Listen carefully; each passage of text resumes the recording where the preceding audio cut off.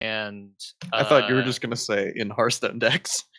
well, that too, but especially in Tempo Rogue, and I drew or I played like 8 games with it and had Keleseth on turn 2 and 6 of them. So deck's pretty good. As far as I can tell, the deck's really good. So yeah, just draw Keleseth because that card's good. And that's my week. But don't Keleseth your Serenite Chain Gang and expect to get an extra larger body, which I guess we'll talk about in a bit. Yes. So, but Chain Gang still a good card. Yeah. We'll get to that too. So my morning was very strange because I woke up at my normal wake-up time of 6 a.m. now.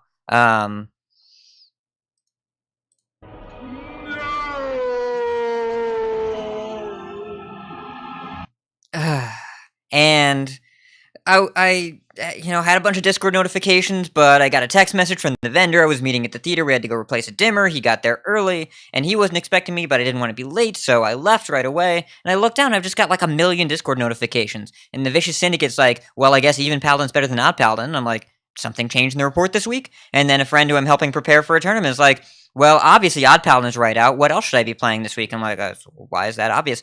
And then Appa tags us and says, the show is going to be so fire today. I'm like, well, yeah, we're coin Concede. And then I just like spend a minute once I get to sit down, and I look and I'm like, what happened? And all day, all I want to do is play Hearthstone. I was really excited to play some Hearthstone because apparently we just get Nerf's like announcement and completion is much faster now. Apparently it's like 8 hours. So, and of course this has to be after I change my sleep schedule because normally I'd be awake at 2 a.m. Eastern. Like, so awake. Like halfway through my night. So I go to my next site, and then I go back home, and I have a doctor's appointment at 4 o'clock. This is important information. We're coming back to this. And I call the doctor, and they're like, oh yeah, show up around 5 o'clock. And I get home, and I've got my new phone for work, and I have to set it up so I can't play any Hearthstone. And they go to the doctor's office at 5 for my 4 o'clock appointment because they told me to show up late because I called them, and they said the doctor's running behind. I've already told Appa and Botticus, but over-under on when I get to see a doctor. I'll wait. How long can this go on? I saw the doctor at 7 p.m., having a 4 o'clock appointment and arriving at 5. That took 45 minutes. I get home at 8 p.m., and of course it's the week we're going to start the show at 9 Eastern. And haven't done any of the show notes. And the only Hearthstone I was able to play was Rumble Run. Because you don't ever want to play a ladder game, because you know as soon as you queue up that ladder game, that's when they call you. But I thought about, well, if that's the case, I've already been here an hour and a half, I just want to get this over with. Let me queue up the ladder game and just make this appointment happen. Didn't work. And I was in the middle of a win streak, so I didn't want to give that up. I was scared. I canceled. Hit play, and then I hit cancel. And I found out as well, after I dusted my level ups, my Serenite Chain Gangs, and my Nourishes, that the only decks I had built were Priest decks. And I didn't want to play a Priest deck waiting for my doctor, because I knew I was just tempting fate. So I played Rumble Run. I played Rogue, so I'm a Rogue main. And I got home, and I still haven't played any Hearthstone.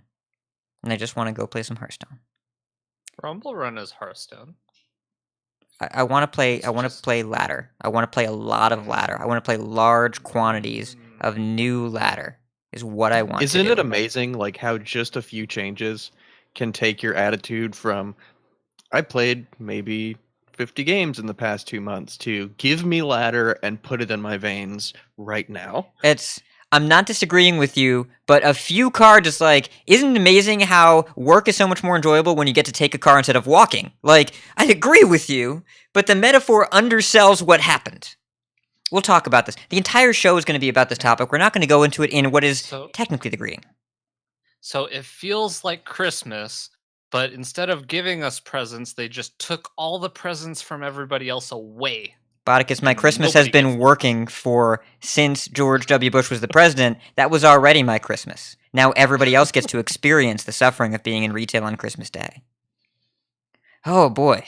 But this is positive. This is positive Christmas experience of Yes. taking stuff away from other people instead of negative Christmas experience that you have had being at work for all Christmases ever. Either way, it's like, what's a really happy day? Birthday.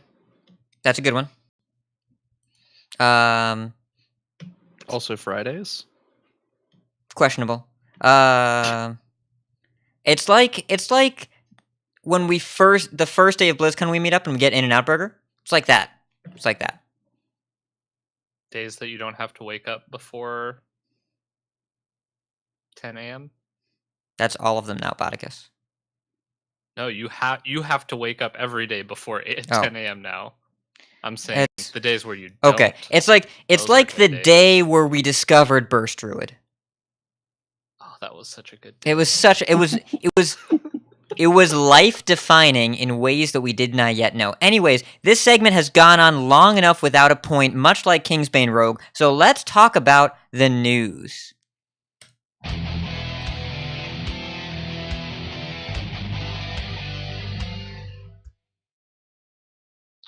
So there's an upcoming balance update, and I put a little LUL in between upcoming because it's already here.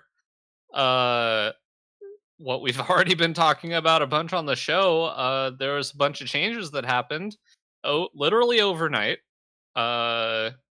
So we had no idea these were coming, and now they're here. And the changes are Wild Growth is up from 2 mana, is now 3 mana. Nourish up to 6 mana from 5 mana. Level up to 6 mana, up from 5 mana. Saronite Chain Gang now just creates a 2/3. The Battle Cry creates a 2/3 Saronite Chain Gang every time. Doesn't matter if you buffed it or if Shudderwalk makes it or whatever. It's just always going to make a 2/3, an extra 2/3 Chain Gang. Leeching Poison got buffed from 2 mana down to 1 mana, but now it only lasts for 1 turn. So That ain't a buff. It gets eaten by Skulkengeist. hey, that's a big mana reduction. So This is like a whole 50%. yeah, that's I mean that's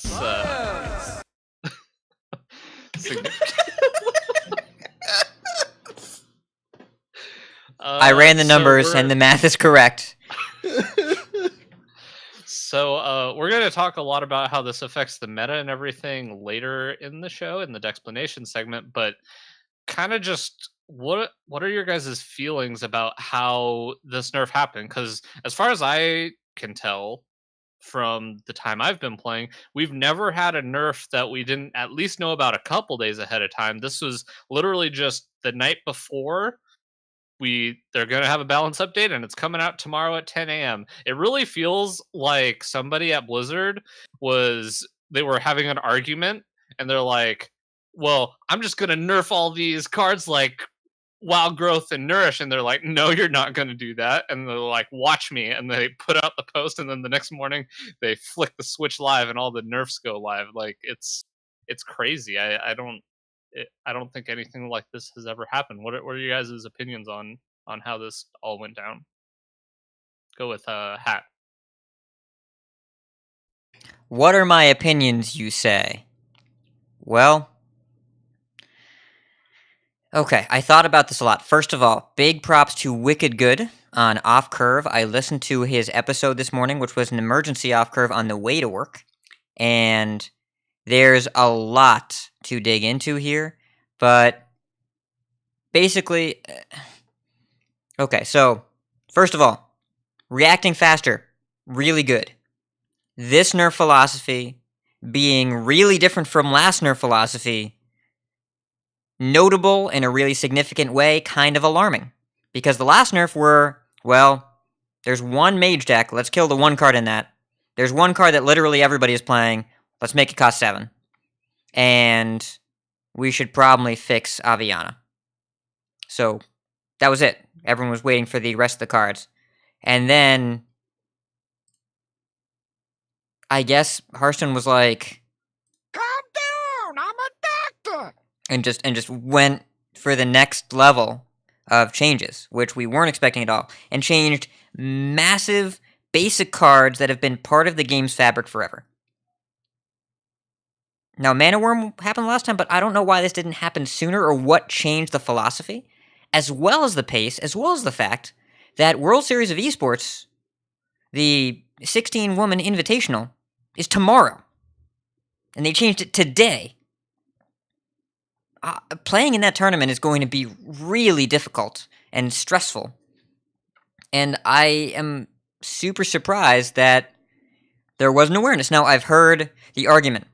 Esports and card design are separate departments. Yes, but they both have phones. We learned that at BlizzCon. Don't you guys have phones? They can call each other. Second of all, yeah, you guys like that one? You don't have phones? Apparently not. They have. We've confirmed they have phones. That's been discussed already. They have phones. Botticus is crying. He's actually weeping. Yeah. Oh, PlanetHunter's in the chat. Sup, PlanetHunter? We're gonna talk about your game today. Oh my god. What? They have phones. We know they have phones. Oh, I wasn't ready for that one. No. Holy. Neither was WSOE. So, so, second of all, Oh no. for So messed up. for this to roll out so quickly and be so impactful, it feels like this is a reaction to something internally. That either the play rates or the sales of Hearthstone are way down from what they're supposed to be for a third set or for this time of year. Something had to make them hit the big red button at the office and say, we need to change something now. And I don't know what it is. I know that Vicious Syndicate was having trouble even collecting enough data for their Data Reaper report. And I would not be surprised to hear that play rates were way, way down from where a new set release is supposed to be. And they said, you know what, we have to rip the Band-Aid off and move now. Yeah, I feel like that has to be what it was. Like, after a new set, if your meta is like the same as it's been for three of the past sets, like that's alarming, and you need to change something. And I'm glad something happened, because I've been enjoying, like, pretty much having to completely like jump in these metas and like invest myself into these metas to like force myself to enjoy them. Whereas I don't think a casual player would pretty much even want to play the game, like hardly at all, the past few expansions, because the metas have just been so boring and stale. So I'm glad whatever happened, and yeah, here we are. Yeah, I'm glad it happened. I'm glad they're willing to make these moves, and I'm glad they're willing to nerf basic and classic cards. I want to make sure I'm clear. I think this is a huge net positive, and I'm super glad they did it. But I feel like the only reason this nerf didn't happen Monday, and this also came from conversation with Wicked Good, because he works in development and he knows what this is like. I originally said, well, why didn't they announce the nerf today and just have it on Monday after the tournament? Monday's Christmas Eve. So, to either have people come in on Christmas Eve, roll out the patch, hope it works, and if it doesn't work, say you're working Christmas, or say, well, we made the decision, either you do it now or you work Christmas, I'm not surprised it happened now. And I don't love that being the deciding factor, but also I would rather have nerfs now than nerfs later. I am not prepared to say that WSOE is acceptable collateral. I am also not willing to say the Hearthstone devs' time with their families is acceptable collateral. So I am not sure there was a correct answer here. Because if something goes wrong with a patch, which has happened before, like the day when it killed ladder entirely earlier this year, it would be a total nightmare for that to happen on Christmas. The amount of revenue they would lose is unfathomable and probably irreparable. So if the choice is this week, next week, or in the new year, I would also choose this week, and I would feel upset about it, which I think is what happened. What do you think, Yeah, Botticus? also playoffs are just around the corner, and you kind of want these to go live as soon as possible. It really does suck for WSOE, but I have to imagine that their big focus, if they're really focused on esports, is making sure that the competitors for the winter playoffs have as much time as possible. So I'm a fan of getting the nerfs out quickly, but at the same time, I can't imagine that this was just a decision last night where they didn't know that they were going to do this and had to pull the trigger right then. I just feel like a little bit of notice would have been good, but I like the schedule of just having nerfs happen quickly, even though the set just came out, 2 weeks ago, right? About 2 weeks ago. Yes, 2 weeks ago from Tuesday came out the 4th, and it's the 19th as of the time of this recording. 15 days. Yep. So, yeah, it's just it is unfortunate, but based on how many tournaments they have, it's always these nerfs are just always going to affect some tournament. And this time it was WSOE. Next time it might be a DreamHack. Who knows? Um, I guess you can have a little bit more having a little bit more preparation, at least like a week's notice or something, saying that these are going to go live. But it's kind of a toss up. I don't really know, but yeah, they're here. Regardless of our opinion on when they're of when to do it, they are here, and we'll have to talk about the repercussions of what we think this means for the meta in the explanation segment. But in addition to these balance updates, there were also some changes made to the arena. Uh, Apparently, the Rosticon's Rumble cards were not having an increased appearance rate in buckets, which is uh, should be expected when a new set comes out, but they fixed that, so now it will have its proper increased appearance rate of Rosticon's Rumble cards. They revived a bunch of cards, a lot of cards that were removed from Arena due to uh, various reasons, mostly low to no play rate on them, are now back in Arena. They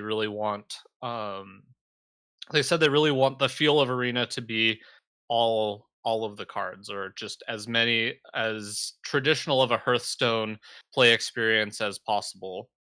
Just in getting as many cards out there as they can, except for one which got removed, which is Mind Control Tech.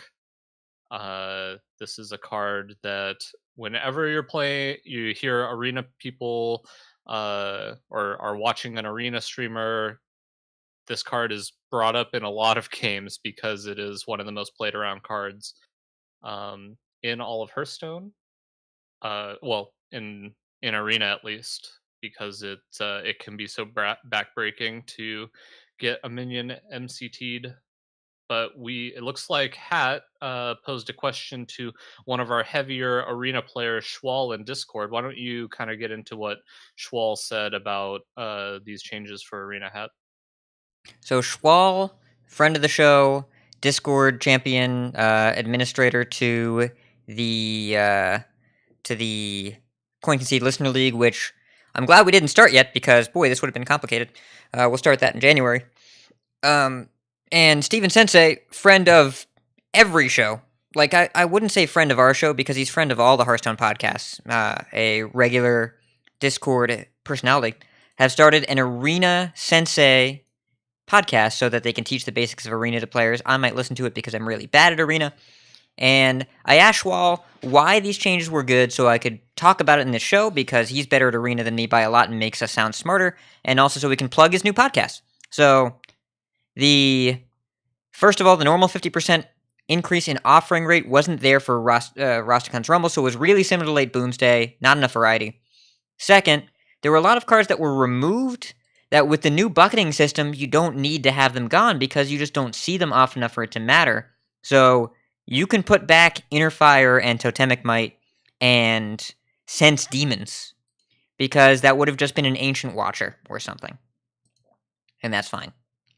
And C, the most important, MCT was the number one most played around card in the arena, because it ruined games, but sometimes you couldn't play around it. Those games sucked. Good riddance. So he's happy, and of course, more data is more better. And you should go listen to Arena Sensei if you want to get better at Arena. It's very, very new. They've released episode 0 and episode 1, so definitely check it out.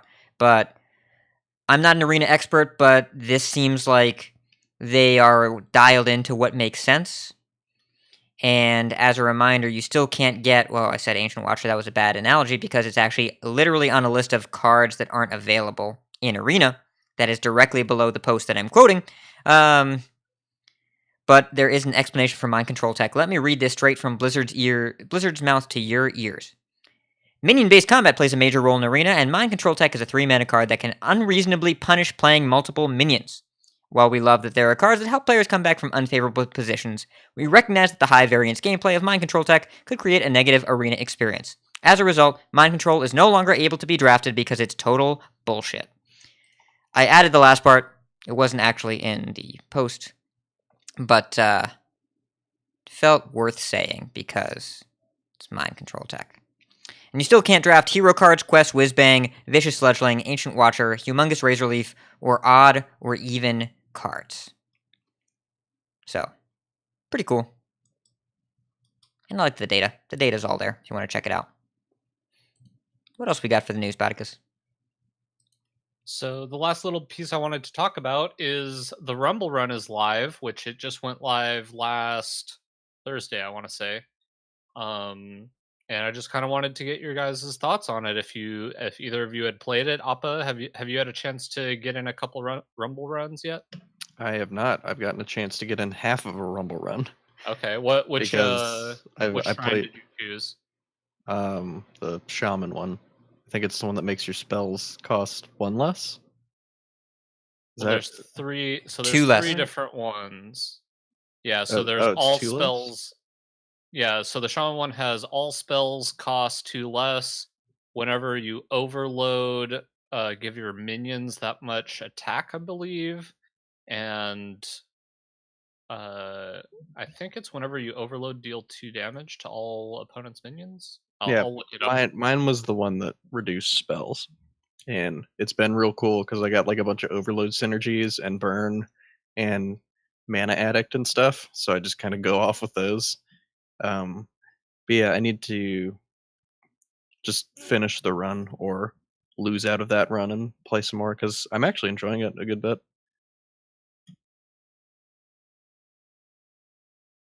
Sorry, I pulled up the list to see all of the different shrines, and I got hit with an ad that was very loud. It looks like the other shaman one was your battle cries trigger 2 additional times is one of the potential shrines, and I remember that one. That one is pretty sweet. Hat, what about you? Have you had the chance to do? I know you were in the doctor earlier, so I assume you had the chance to do a couple Rumble runs. Oh, I Rumble ran, but it was one game at a time, and then close the app, and then look hopefully at the door, and then think, do I have time to queue another? And then I do. So I got to the 5th boss with Rogue with the whenever you cast a spell, cast it twice, which I really enjoyed. But I made a critical mistake of thinking that I could raise the Paladin totem that says whenever your hero takes damage, you take 5. Your opponent takes 5. So, oh no, that card and that Paladin deck that the opponent had was just like, by the way, lava burst you. Play my deck normally, and also you get lava bursted now for free. And yeah, I've realized taking 4 free lava bursts to the face against a deck with a lot of weapons ain't great. So I lost to that guy. And I am going to go back and play some more. But yeah, that's the only Rumble run I've done so far, but it's pretty fun. I like that the shrines create enough differentiation. With Monster Hunt, you had 1 point of differentiation. With Dungeon Run, I mean, it was a new mode. But with the shrines, it's kind of your entire gameplay experience is dramatically different, and there's a lot of different ways to do it. I've had some people talk to me saying that they wish you didn't get the reward so quickly. I like that you don't have to fight for it, because for the players that want something to do, they'll do it. And for the players that just want the reward, they get it right away and don't have to grind 9 heroes and Knights of the Frozen Throne for 4.5 hours on stream, hoping they get the Ragnaros out of the barns. I'm not bitter still. And yeah, it's the reason Blizzard said that they put the card backs as the only reward was so that players wouldn't feel hyper incentivized to need to grind it. But gamers gonna game, and players did it anyway. So they said, you know what? We can't fix you gamers, so we're just gonna give you the card back, and then if you want to play more, you can. I respect that. I think it's fine. And you can play Rumble Run again if you want to. Yeah, so I initially got the message and didn't really read it when it was talking about when Rumble Run went live, and I thought it said that after you complete a Rumble Run, you get a free card pack, not a free card back. So I played it until I completed it. My first run, I got to the final boss, and did not beat it. But eventually I ended up beating it, and I played it so many times that I don't remember. I'm not exactly sure which one, but I'm pretty sure it was the Druid one. Whenever you gain armor, refresh all of your mana crystals. Wait, Yeah. what? Wait, what? Oh yeah. Is that a thing? Yeah. That's a thing. And the phrase "refresh all your mana crystals" has been etched in my brain as a bad thing, and then they just give them all to you over and over again.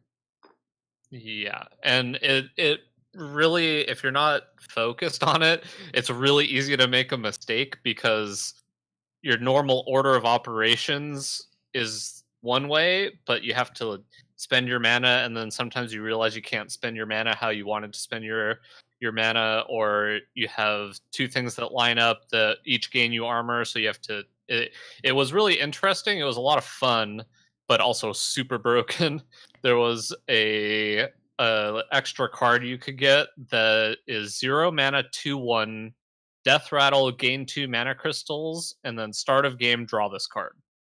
So just on turn 1, you just play a 0 mana 2/1, and if they kill it, then you just have so much mana every turn because your hero power refreshes your mana crystals, and it was kind of nuts. But that wasn't my favorite shrine. My favorite shrine is the warrior one, which says whenever you play a dragon, or actually whenever you summon a dragon, reduce the cost of dragons in your hand by 1.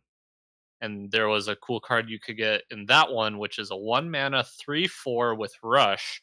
And whenever you overkill, you discover a dragon and add it to your hand, or you discover a dragon, but if you control a dragon, you just draw all 3 of them. And when you're playing in this, overkill is super good because every deck is always going to have a shrine for you to hit. So it's much easier to get the overkill bonus. And then when you're just drawing tons of dragons, your hand just fills up, and then you start playing.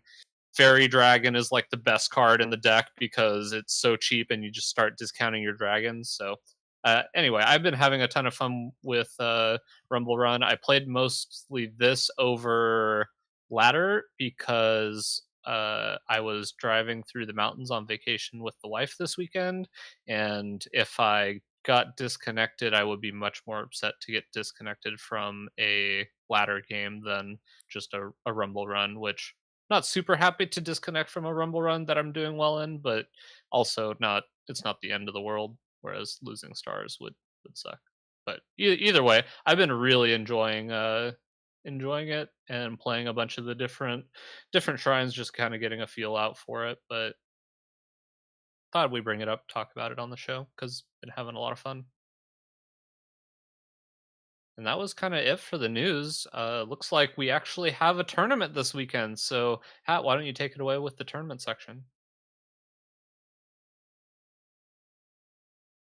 It's the grand tournament! We actually have a massive tournament section, and the meta is completely irrelevant as of 10 a.m. this morning. So we're going to talk about the tournaments, but the meta, we're gonna dial it down a little bit. Though I will say that PlanetHunter is in our chat and was also the finalist in HCT Philly. So, sup, PlanetHunter? You're cool. 3 of your decks got nerfed, and one of them was APM Priest. So, yeah. So HCT Philly was this weekend. Appa was there, and this was the big one, Conquest format, and the winner was No Hands Gamer over PlanetHunter. Now, No Hands Gamer actually does not play using his hands. Pretty incredible. He wrote an amazing Reddit post about his tournament and seems to be very talkative and engaging. Would definitely check him out, as well as PlanetHunter. You can find them both on social media as well. But we will link PlanetHunter's tournament report in the show notes. Check it out on Reddit. Great read. Viper and Fenom round out the top 4. The top 8, ETC, Board Control, Crane, 333, and Conrad. Pretty amazing top 8. And friend of the show, Papa Jason, Philadelphia native, made it to the top 16. Congrats, Papa Jason. Hey, Appa. How was HT Philly? It was fun. I actually got to test with Papa Jason and Jonara for the tournament. Ooh. And they are 2 extremely good players. And I learned a lot just from talking with them. So it was cool to see Papa Jason make the top 16, but prize cutoff stopped at top 8, which felt bad for him. Ooh. And then after he lost out of the top 16, he found out that his car got towed. Oh, no! He had to pay like $250 to get it back. Oh. How did he He's like, lose money for making top 16? Wow, that's awful. Yeah, I ended up going 3-4 in the tournament. A lot of my matches felt fairly close. A lot of my games felt really close. And I definitely think there's some stuff I could have done differently. And I learned a lot from the event. And it was sort of a wake-up call in terms of how like rusty I am. I need to practice a lot more efficiently, I think. And after the tournament was over, my dad called me and asked me how I did, and I told him like I went 3-4 and all that stuff. And my parents have sort of gotten more into supporting esports as like a pursuit, because I mean they saw me win money from like the Brotherly Brawl and from playoffs 2 years ago. So they're like, oh, okay, so you can like actually win money with this. That's cool. So my dad called me to ask me how I was doing, and told him that I went 3-4 and like I was disappointed and all that. And he was like, nothing to be disappointed about. Like, it's not the best player wins every time, and like there is some element of randomness, but you could also take steps to like practice better and everything.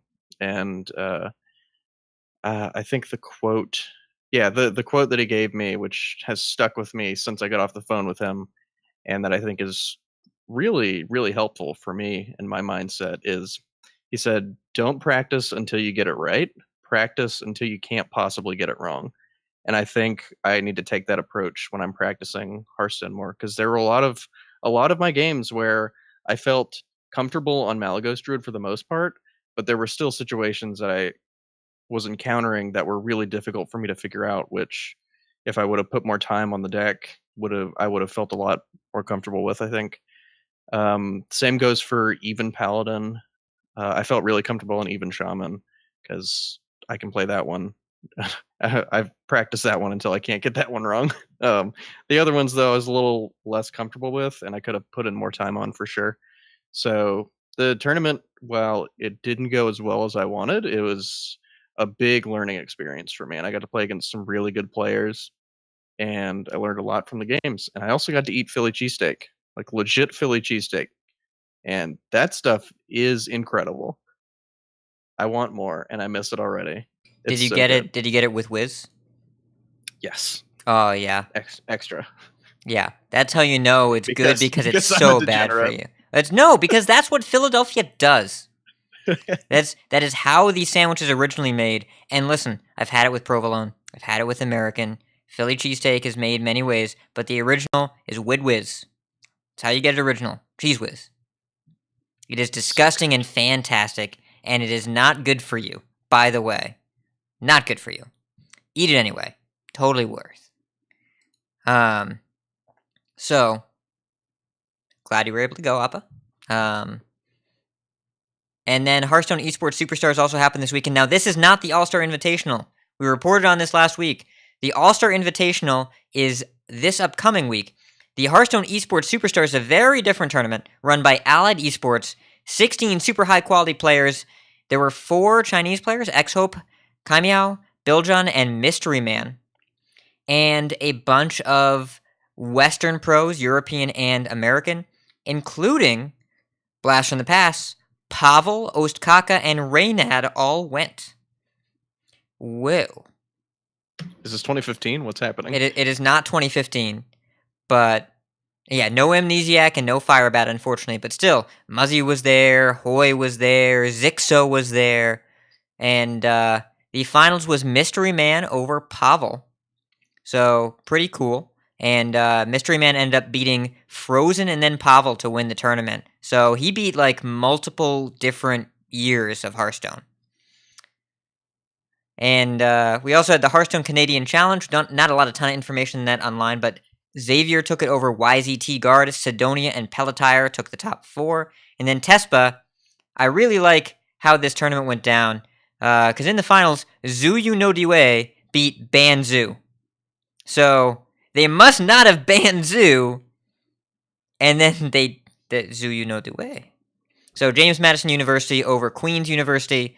Props to them. We don't have Decklists. I'll be honest, I didn't dig super hard because this tournament, the format does not matter as of 12 hours ago. So just a side note, I believe Pelletier is a French name because we have that all over the place in Louisiana. So I'm pretty sure in Louisiana it's like spawned from Cajun French, and I'm sure it's probably the same in Canada. And I think it's pronounced Pelletier. That's how we say it down here. Yes, it's with the I before the RE.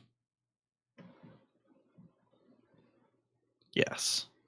You process. We pronounce things weird. Well, it's French is French, not weird. It's French. But anyways, I don't know. Either way, Cinder says I'd be wrong. I'm editing this all out. It doesn't matter. It's all getting cut out. So, he told me it's Pelletire. Okay, we're cutting all of this out. Patrons, this is more vocabulary, but Botticus is muted. It's not about him for once. Yes. So, anyways, we're going to talk about the tournament meta real quick because I think it showcases a lot of interesting things. First of all, HCT Philly, which was actually written down in Liquipedia's last hero standing, but is a conquest tournament. So, HCT Philly, the most played class was Paladin. There were 13 Paladins in the top 16. 7 of them were even Paladins.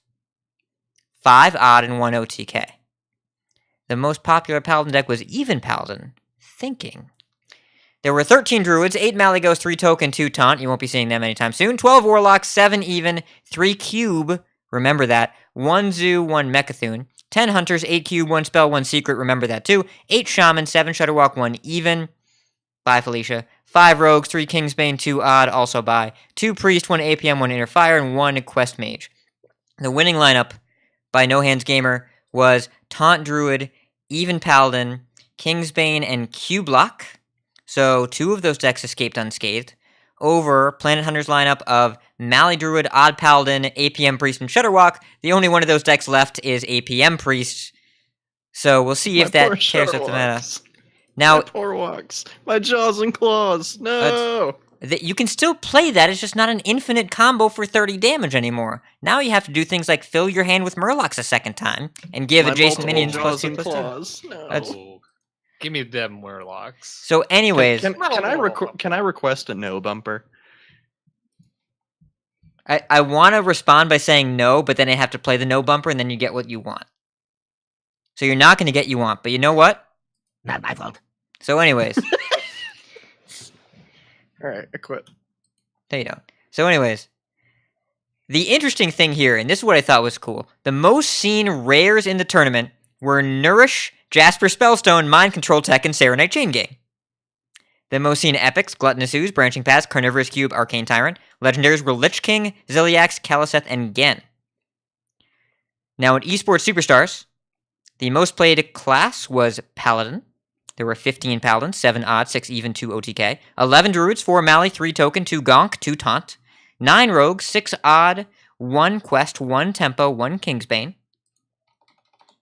There were 8 Warlocks, 4 even, 3 Zoo, and 1 Cube. 7 Priests, 5 APM, what happened? 1 Clone Priest, 1 Inner Fire. 7 Hunters, 3 Face, 2 Cube, 1 Midrange, 1 Secret, 5 Shaman, 4 Shutterwalk, 1 Aggro, and 2 Mage, 1 Tempo, and 1 Murloc. The winning lineup, Mali Druid, OTK Paladin, Shutterwalk, Even Warlock over Treant Token Druid, Odd Paladin, Odd Rogue, and Aggro Shaman. The most seen rares, number 1 was Serenite Chain Gang over Nourish, Spreading Plague, and Jasper Spellstone. Epics were Branching Paths, Arcane Tyrant, Void Ripper, and Gluttonous Ooze. Legendaries were Leroy, Baku, and the Lich King. Interesting to note, there were 0 warrior decks between the 2 tournaments combined in the top 16. The combined top 16 had no warriors. Fascinating. So, we have one game to watch. This was the game to watch. I was messaged by Jetlaw during the tournament. He's a friend of the show and a good dude. And he said, listen, your game to watch this week is Fenom versus PlanetHunter Game 5. End of discussion. And I said, okay. So, it's the Shutterwalk Shaman Mirror. This kind of a love letter to a standard gone by.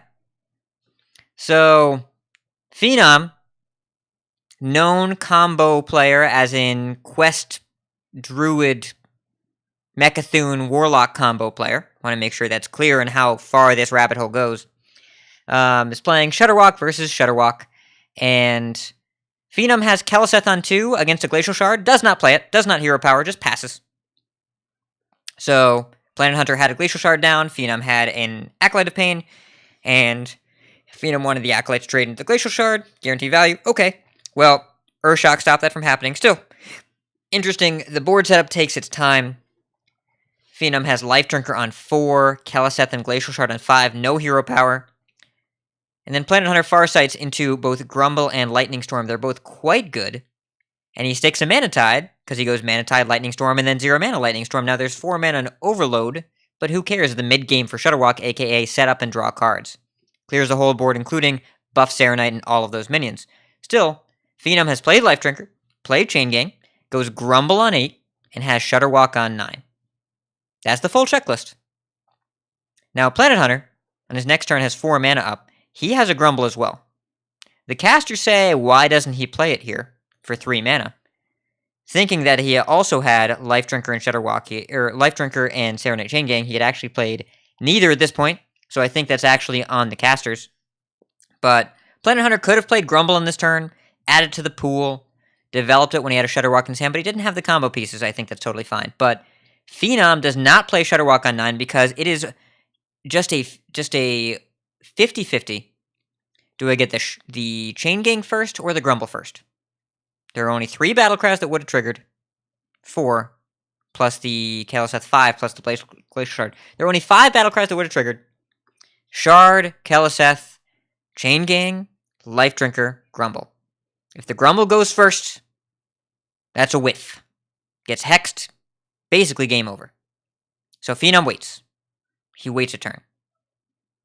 And PlanetHunter goes Zola into Electra, into Grumble. Fenom visibly reacts and knows that means PlanetHunter's going in. But the Grumble stays on the board. Fenom has to hex it. PlanetHunter hasn't played Serenite or Life Drinker, so he still has to wait. But he had played a Serenite. He drew it that turn and plays it. And Fenom says, you know what?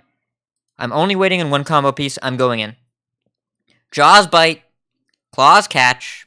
And when the turn is over, there are 2 7/7 Shutterwalks in play and 0 in hand. It is a whiff. And you remember PlanetHunter has the 1 mana Electra that pairs with Volcano. And there is no chance of Zola being top-decked to get Shutterwalk back in hand. It's a waiting game. PlanetHunter just needs a Life Drinker, and he probably wins. Plays Keleseth, plays Gluttonous Ooze, waits it out. Fenom is digging super hard for Hagatha. So he plays an Acolyte and Volcanoes and burns a couple cards, but just draws and clears the board, fills his hand completely. Finally, PlanetHunter draws the Life Drinker. Now Shutterwalk comes down, Zola misses, Grumble happens. PlanetHunter has 2 1-mana Shutterwalks, a 9-mana Shutterwalk all in hand, and 3 in play. Now Fenom makes a big brain play, because he's got a 0-mana Zentimo. And so Fenom goes, attack your face with Ziliax, and then Zentimo hex your 3 Shutterwalks, and you can't play Shutterwalk now, because they all go back to your hand, and your hand is filled with frogs if you do that. And by the way, Fenom had Zentimo and Ziliax, a Pump Ziliax, and 2, 4, 5 Chain Gangs, and a full board. There were 29 total points of health on the board. Volcano doesn't do anything.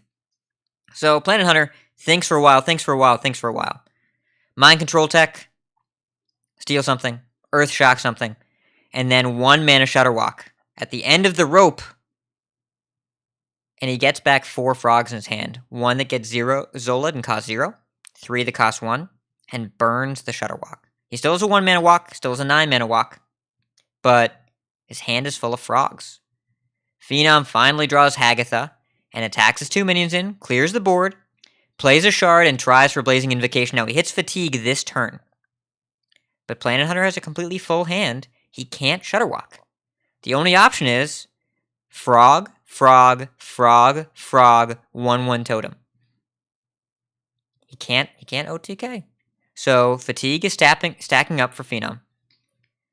But he goes 5/5 Life Drinker into 4/4 Zola to get another Life Drinker. He gets Frost Shock. Frost Shock's the 1/1 totem. And the last spell in hand was the Stormbringer. So PlanetHunter next turn just has to play Life Drinker and go. Volcano still doesn't clear.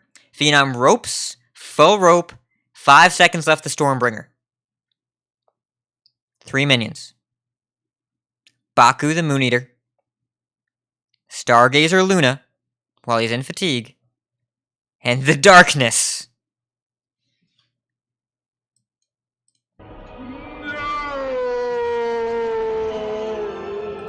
The actual lowest roll possible. So the only thing that Fenom has left to do is play Mind Control Tech. And he steals the 7/7 Life Drinker, the only minion that's not a 0/1 frog. And that Mind Control Tech gives him Blazing Invocation. Gives him Blazing Invocation off of Hagatha. There's a chance. There's a window. So, PlanetHunter has to start walking.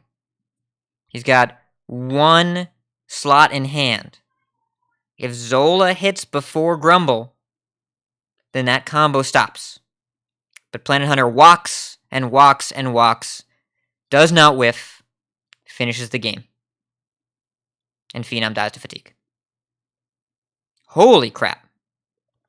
It was a game. So, really, really fun to watch. Must have been super stressful for the players. There were questions throughout the entire game, I think, from Twitch chat, and the casters were actually questioning PlanetHunter's play a lot, but also recognized they messed up multiple times about what was actually in the Shudderwock pool. I think it's worth watching. You can draw your own conclusions, but it was a fun send-off that we didn't know about to the Shudderwock era. And coming soon, well, we've got a lot of stuff. We've got the World Showdown of Esports, 16 women who are also the world's best players, including friend of the show, Edelweiss, are all invited to compete. That starts tomorrow, Thursday, December 20th, and this is the first tournament that has to compete in the post-Nerf world, and they get 24 hours to prep. That starts at 12:30 p.m. Eastern, 6:30 p.m. Central European Time, twitch.tv/WSOE. The Hearthstone All-Star Invitational, that is December 29th and 30th. This is the tournament that is 8 Taiwanese and Hong Kong players and 8 invited players. We will not be covering this because Shaxi and Roger are playing. So we are going to be actively not talking about it. I was going to save that question until after the show if we were going to cover this. No. But now that you said it, I'm going to celebrate publicly. We are not supporting this. I don't want. Yep. Yeah. And then playoffs. The European playoffs are January 12th and 13th. The Americas playoffs are 19th and 20th. And Asia Pacific playoffs are January 25th and 27th. And that is our tournament sections. Appa, you talked about playing in HCT Philly. Botticus, did you watch any of these tournaments? No, I was, as I said earlier, I was in the mountains. Oh, yeah. Driving around. How are the mountains? How are those? Wet. There was lots of water, raining. I hear that's good But it for was fun. California. It was fun. Being outdoors is good every once in a while. Yeah, Because most of the time I'm indoors in front of a computer. same. Well, it's time for Nerf yelling, gentlemen. Where is it? Wait, I'm going to play this one. Rock is dead. Now, instead of rock, say walk. And that's what we're doing. Because walk is dead.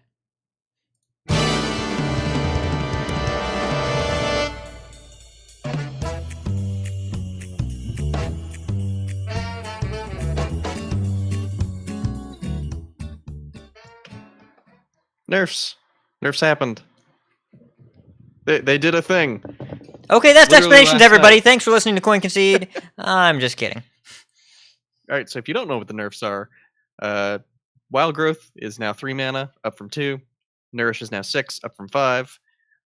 Level Up now costs 6, so Odd Paladin is RIP. Serenite Chain Gang just copies the base form of itself. It will not copy the buffs. And it just says copy a Serenite, or make a Serenite Chain Gang. So Shudderwalk can no longer copy itself with the battle cry. With the old battle cry that used to read, summon a copy of this minion. Kingsbane, the Leeching Poison now costs 1 mana as opposed to 2, and only gives lifesteal for this turn, so now it can be hit with Skulking Geist, and does not make Kingsbane a miserable experience to play against. And I think that's it for nerfs. And Hunter escaped unscathed, and yeah, so that's where we're at. So it's a completely new game from literally less than 24 hours ago. So let's go over everything one by one, and we'll like each of the. I have a bunch of topics listed out here, and we can just kind of go through and talk about what we think the overall impact's going to be. So the first one I have is just Druid, because people have been talking for a really long time about Wild Growth and Nourish and how unfun it is that it's basically in every deck. So how do we think this is going to affect Druid decks going forward? Are we still going to have Wild Growth, Nourish, Ultimate Infestation Druid decks for the next couple months, or do we think that Druid's going to have to do something different? Because the games where they have Wild Growth into Nourish feel quite a bit different than the ones where they don't, but Druid is still just such a solid class. The cards are still super powerful. I have to imagine that it's going to survive on some level, but hopefully not the level that everybody kind of envisioned that it was at. What do you think? What do you think, Appa? I'm just, man, I don't know. I'm just so excited. Too many thoughts. Hat, take it. Oh, I have too many opinions, so let's toss it to Hat, the man who is notoriously brief. Is your thought process here? All right. No, I just think you're going to give me a good springboard and on some topic. Okay. I'm going to start. No, I'm going to kick it back to you with one sentence, all right? I'm going to kick it back to you with one sentence. Nourish did nothing wrong. Go. That's just an objectively wrong statement. It is a correct statement. Nourish died for Ultimate Infestation sins. They can't nerf Wild Growth to 3, because then you Wild Growth on 3 and Nourish on 4 anyway. It doesn't matter. But that's because Wild Growth on 3 into 5 mana means Nourish lines up actually better than it did before. But well, now have you heard about a card called HCT? Because some of the decks that play that card did not care about. So Nourish used to do nothing wrong because we never had cards that made Nourish worth it. And after Knights of the Frozen Throne came out, we had cards that made Nourish worth it. And basically, as long as Nourish existed in its 5 mana form, you couldn't print good Druid top end cards. That just wasn't a thing you could do. So that's actually what Nourish did wrong. It enabled these really strong, powerful ramp strategies and was super consistent and was way too efficient on rate. And that's what it did wrong to deserve a nerf. Is this... So I'm going to make an oblique magic reference. Is this the Necropotence of Hearthstone of ban everything until Necro is good, then ban Necro? Is it ban everything until Nourish is good, and then ban Nourish? Because I'm going to read to you a top 10 legend mid-range combo Druid list that only had room for 1 Azure Drake, let alone 2 Nourishes. I'm going to read this list to you. 2 Innervate, 1 Living Roots, 2 Darnassus Aspirant, 2 Wrath, 2 Savage Roar, 2 Wild Growth, 2 Keeper of the Grove, 1 Savage Combatant, 2 Swipe, 2 Druid of the Claw, 2 Force of Nature, 2 Ancient of Lore, 1 Shade of Naxxramas, 2 Piloted Shredder, 1 Azure Drake, 1 Big Game Hunter, 1 Loatheb, 1 Emperor Thorson, and 1 Dr. Boom. So, What is the point? point here is That we're not playing Nourish in this mid-range minion deck? Of the course we're the not. point here is that the Druid was originally so good that they had to nerf half of those cards into the ground to even make room for Nourish, and then they had no Nourish. Well, there also wasn't like I'm saying, like there wasn't a strategy that existed besides like maybe Astral Communion, but that was just a meme that where there was a solid enough payoff for like going super super big. Like the combo Druid deck, Wild Growth and Aspirant played their aspirants, and then that's all they needed. They just need like one little ramp bump to jump up to Shredder and then go 5, 6, 7, and then you just were behind, and then they killed you with Force Roar. Like you didn't need Nourish to go up and just ramp almost 90% of the time you played the card to get up to UI.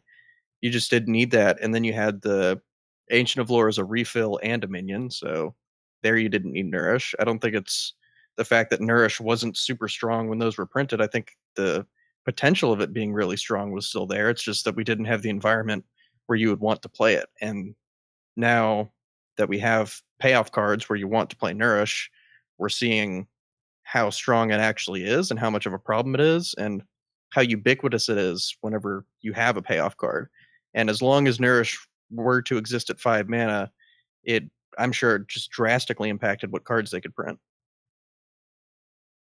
I don't know. I feel like that there's so many good survival cards that Druid got. Branching Paths, Jasper Spellstone,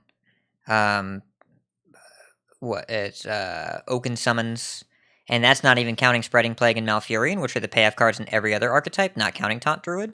That all these other incredibly pushed survival cards are making up for the fact that you can spend 5 mana and Okay, do so something. I'll put it this way. I played a 3-game set against Steffi in Philadelphia.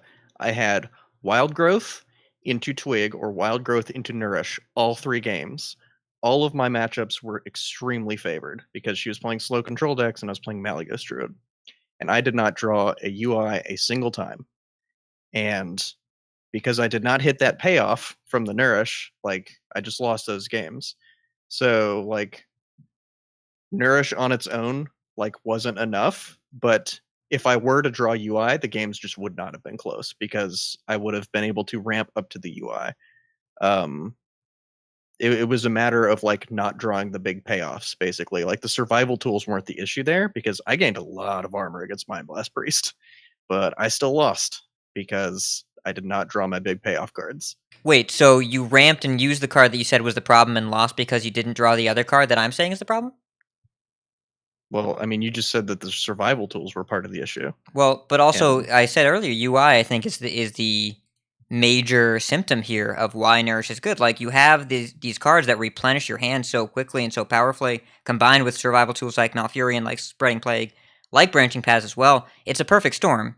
But Nourish is a byproduct, a symptom of the issue with how they printed KFT. Now I do think that 5 mana draw 3 cards is good enough in a lot of ways, and I remember playing against Druids that had that and just hanging my head when they drew 3 cards, but you can just throw Nourish away and not care about the card count. So it was so often used for draw before Knights of the Frozen Throne, and then afterwards it was almost always was 5 mana double Wild Growth. I just really don't think. I think we're kind of approaching the same conclusion from 2 different angles. Like, I agree there, and whenever it's used for double Wild Growth, I think it's busted. And now that we're in an environment where we have the payoff, where you can realistically use it for double Wild Growth, we're seeing that it's busted. Aren't all of these nerfs just exactly what you just said, Hat? They're just nerfing the symptoms of the problem cards. Basically, every single one of these, right? Because the level up is nerfing Odd Paladin, which the issue is the hero power for the most part with that deck. And then you're nerfing the Shudderwalk deck because the problem is going infinite with Shudderwalks, not necessarily the Shudderwalk card, and then Kingsbane is gaining enough life where you can't actually kill them because they just gain so much life every turn. So, I mean, these nerfs kind of go along with what I think Blizzard, the Hearthstone team, has traditionally done, which is not nerf the problem cards, but nerf the cards around it. That seems to be a fairly consistent theme that we see over and over with all of them. I feel like with all of these ones, it seems like they got good cards that will the affect the archetypes that we care about without affecting the cards necessarily. Well, this is And similar to the also, nerf they did for Wild, right, about a year ago, where we had patches in Raza for, 18 months? And they didn't nerf those cards until 5 weeks into KNC. That's what this feels like to me, that this is a nerf half for Wild, which is why they didn't nerf Baku, they nerfed Level Up. And they didn't nerf Kingsbane or Cold Light Oracle again, they nerfed... Yeah, these were certainly made with Wild in mind. Yeah. Because Kingsbane went from being like a reasonable tier 2 deck before this expansion came out to being arguably the best deck in Wild with Raiding Party, because it just made your games way more consistent. And you also have like Tinker's Oil and that kind of stuff in Wild. And then Odd Dude Paladin with Quartermaster and Level Up had been really good for basically 2 expansions. So both of these like changes were definitely made with Wild in mind. Yeah, I 100% think Also that's for- relevant. But no Barnes changed, so that's just the best deck now. for me, this might not be the best way to approach nerfs, but for me, Nourish isn't an interesting enough card for me to care about the fact that it's nerfed. Like, maybe it's not the correct card to nerf in Druid to make it along the same power level that they're looking to make it, but it's also just not a card that I'm really upset that it's not one of those cards where, oh, that card was really cool how it worked before and now I'm sad about it. It was just kind of a card you included. It's not one of the exciting ones, and maybe that's not the right way to look at nerfs, but I'm not upset that they nerfed Nourish because it just wasn't a card that was exciting to me. Oh yeah, I don't want to send the impression that, like, I think Nourish should have stayed at 5. No, absolutely not. You can't. The design space is absolutely limited because as soon as you decide you want Druid to do big things again, you can't ever do that with a 5-mana Nourish. And if you ever go 3-mana Wild Growth and the 5-mana Nourish, you didn't fix anything. So you have to do it the way that you did it. But this kind of nerf makes me feel better about a card like Jasper Spellstone existing. It doesn't make me feel better about a card like Spreading Plague existing, because that card is totally not okay. But I think that Druid needed... Look, it's easy. Just bridge the gap between 3-mana growth and 6-mana Nourish with Innervate. Problem solved. Innervate has never solved any problem in a way that was good for the world. Never, ever, in a million years. The only time Innervate was used for good was when I used it to play turn 2 Fel Reavers on the coin. That was the best we ever got with that guy. I would argue that was not used for good, Hat. And I would argue, take 8. Take 8. So anyways. I would argue that was used to get you Legend. It's right? The first time I ever got Legend. Correct. Turn 1, coin Innervate, Knife Juggler, that was a 2-mana 3/2, double Living Roots. My opponent was dead to the Savage Roar on turn 4. It was not okay, but I needed the card back. So here we are. I atoned for my sins. Not really. I would do it again, and I wouldn't even think about it. The point here is, there's a giant change that has happened to Druid historically, because ever since Hearthstone has been a game, Wild Growth has been a part of it. Since day 1, Wild Growth has been a top-quality, high-power, super swingy turn 2 card in Hearthstone. And this message sends a very clear message that this is over. And the question I want to ask you guys that I'm going to ambush you both with, while Appa is eating a cheeseburger and Botticus is desperately coveting it. He is chewing a pen. I literally have a pen in my mouth because I wish this was a French fry. Yeah. I might go to the McDonald's drive-thru after this episode because now I want a burger too. and it's Yeah, going to be real Taylor bad for me. texted me in the middle of the episode and was like, "What you want from Wendy's?" And I'm like, "What? Surprise Wendy's? Okay, Oh man, awesome." no! If you had to choose between surprise Wendy's and surprise Nerfs, Surprise nerfs. It's close, but surprise nerfs. okay, you actually got both because you got a surprise nourish right now. You're being nourished, technically, by the Wendy's. Anyways, Debatable. it's actually not at all. You're not being nourished. You're being malnourished. You're being leeching poisoned, which is one of the other cards here. So, the sneaky ambush question that I have. Is it time for Blizzard to finally say Classic and Basic can no longer be evergreen? Yes. Next question. Please. Yeah. Yeah, okay. This might be controversial to people that aren't us, but I look That's at fair. I look at the cards here, and I look at mind control tech, and I I was look about at to say mind control. I look at mind control tech with my fist clenched, and I look at a world where divine favor doesn't exist anymore, because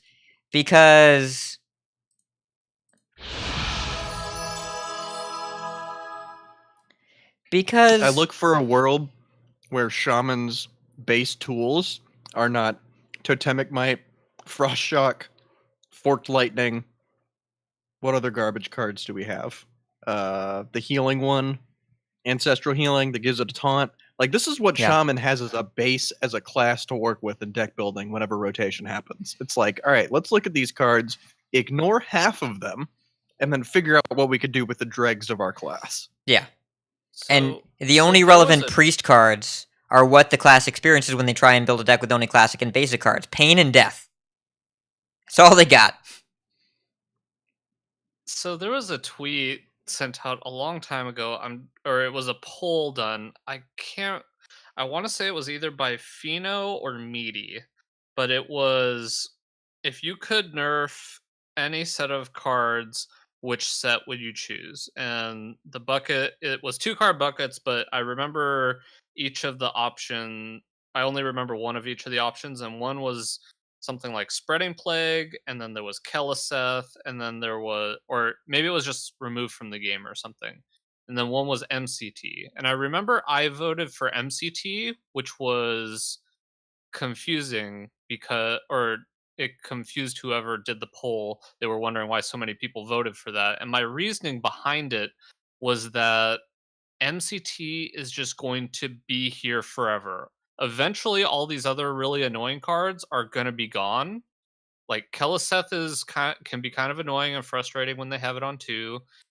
Spreading Plague is super annoying, but these cards are going away, and we're just going to have MCT for that's just going to be a card that you can put in your decks for as far as we know that it's going to happen. So I don't like that is just a fact that we have to live with. I don't mind that there's these effects that are useful, and in certain metas, MCT is a great card and can be used to help fight against these odd paladin decks or just decks that are trying to go wide. But just the fact that there's these cards that we, as far as we know now, are just always going to be there just is kind of frustrating. I think Magic did a really good job with their core sets in that they had a lot of cards that were reprinted that would come back occasionally, but it wasn't guaranteed.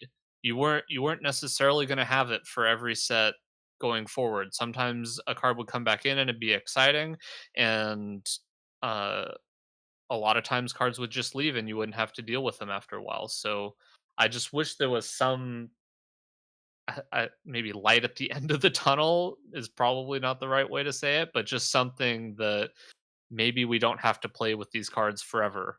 Maybe we'll have an opportunity where some cards are still there and other cards leave and we can get new stuff in there. Eventually they're going to have enough sets where it feels like they can cherry pick cards from old sets and just kind of move them into a place where you can use them again in standard. I think that would be kind of cool, kind of like a Magic core set. I don't know that that's a great solution, but it's better than what we have now. And it's worked for the games that we've experienced it in, which is Magic, because all three of us played Magic pretty extensively. And I mean, that's just been a pretty healthy system for Magic. So I don't know. I would like to see some variety and a little bit of diversity.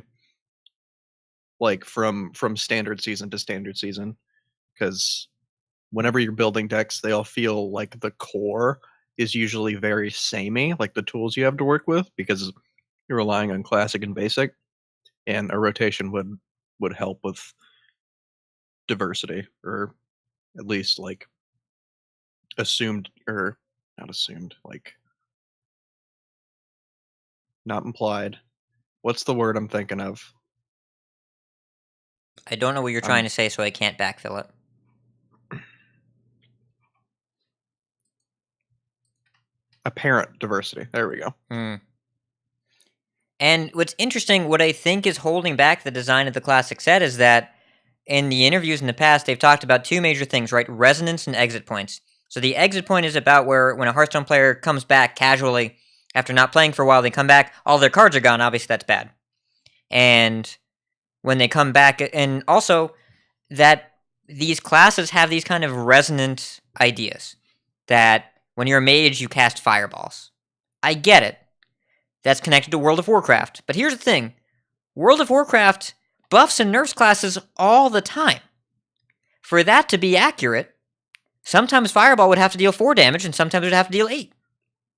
We're also not Heroes of Warcraft anymore, so No. we don't have to do that. We don't. They just keep making up stuff.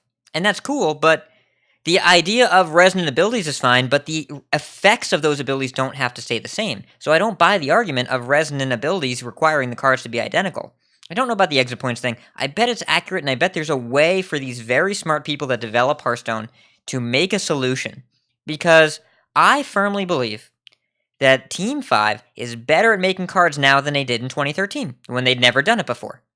So I'd like to give some credit to Team 5, who's been making cards for 5 years, that they can print better cards than Divine Favor and Ice Block and Frost Nova and a Shaman core set that isn't playable, where your best play in Classic with Shaman was turn 1 Coin Totem so you could turn 2 Flame Tongue.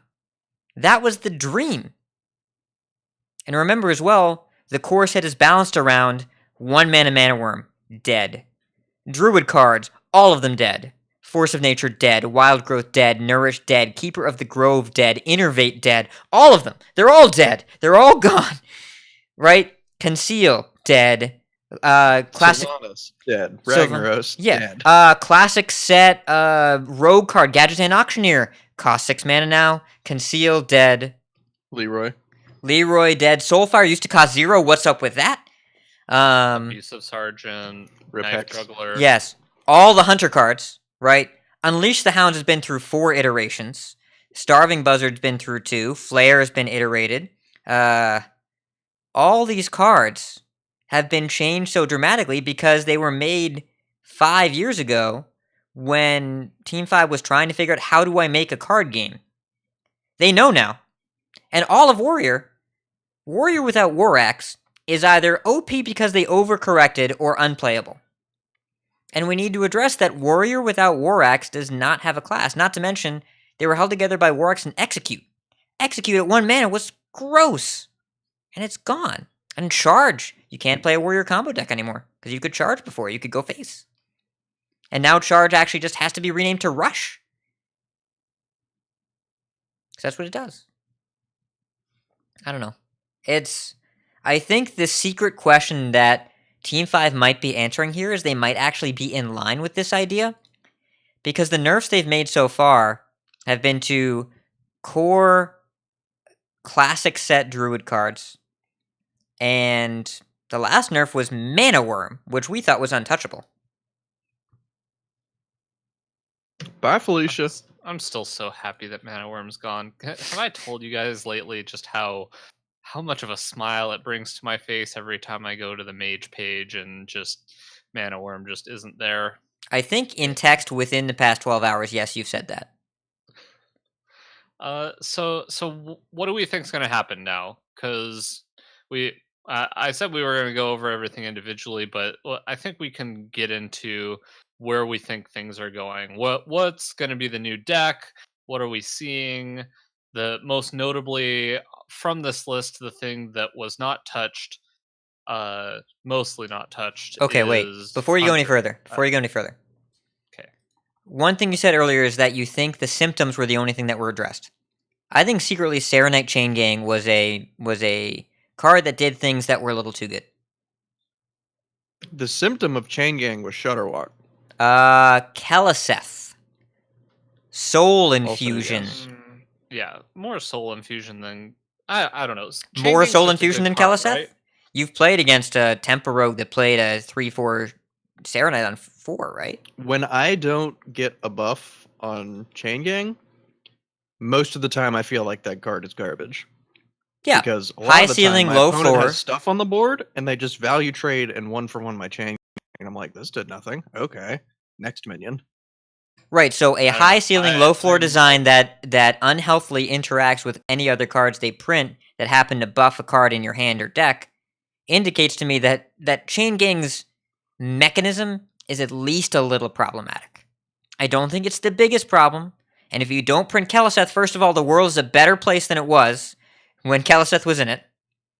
And second of all, it's in terms of cards that restrict design space, Chain Gang did it in a really, really major way.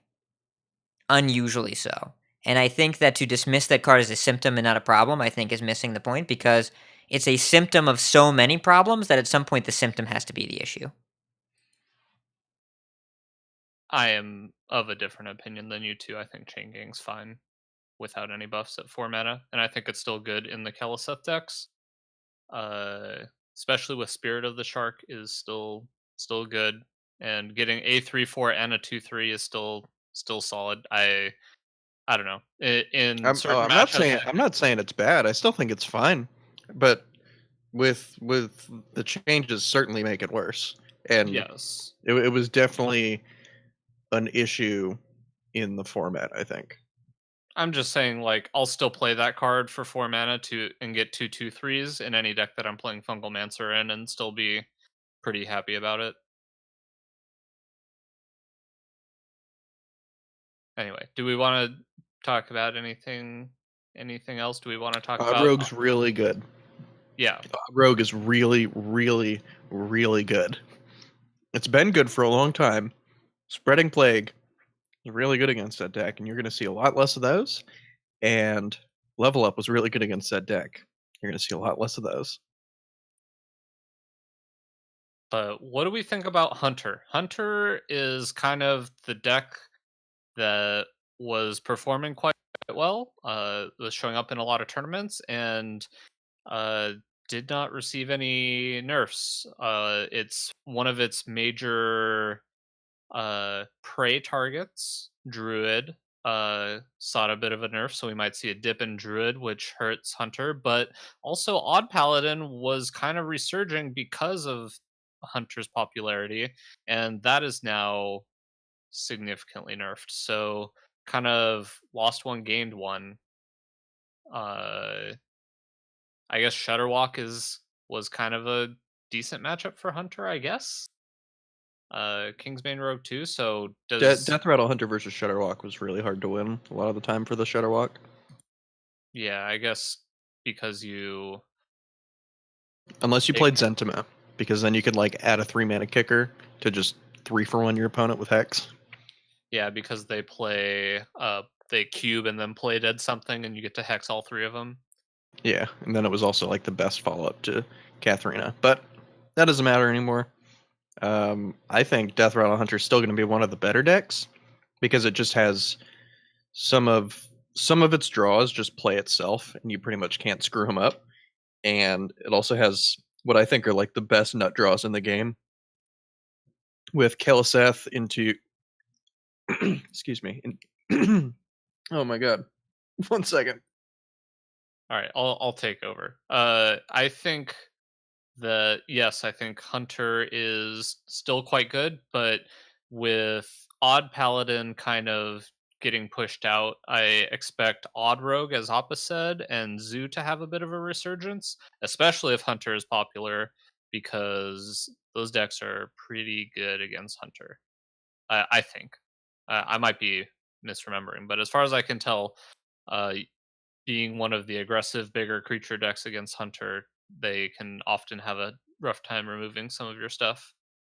and unless they have Spellstone for 4 wolves, then they can die.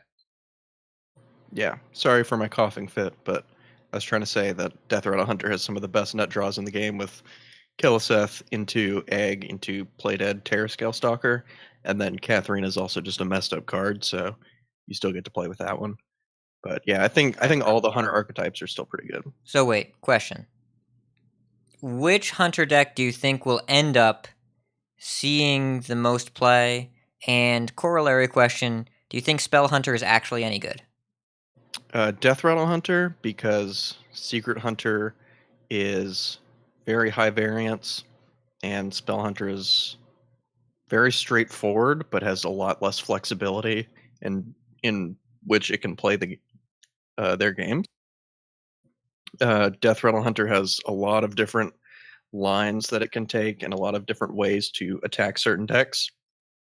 And I think Spell Hunter is real, but it has some weaknesses that Death Rattle Hunter, like the class has weaknesses against wide boards a lot of the time and very quick starts, but Death Rattle Hunter can kind of just mitigate those weaknesses by just having a disgusting draw of like making 3/5/5s on turn 4 or something.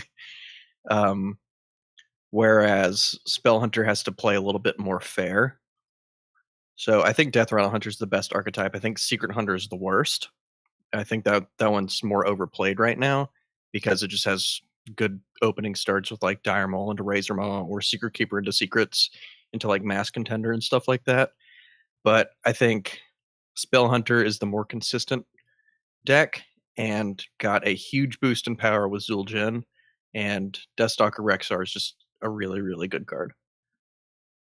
So I think the two versions of Hunter that are more consistent, I think, are the better ones with Death Rattle and Spell, and then Death Rattle edging out Spell Hunter because it just does more. It like kind of fights like the same game plan, but it does it like a little better.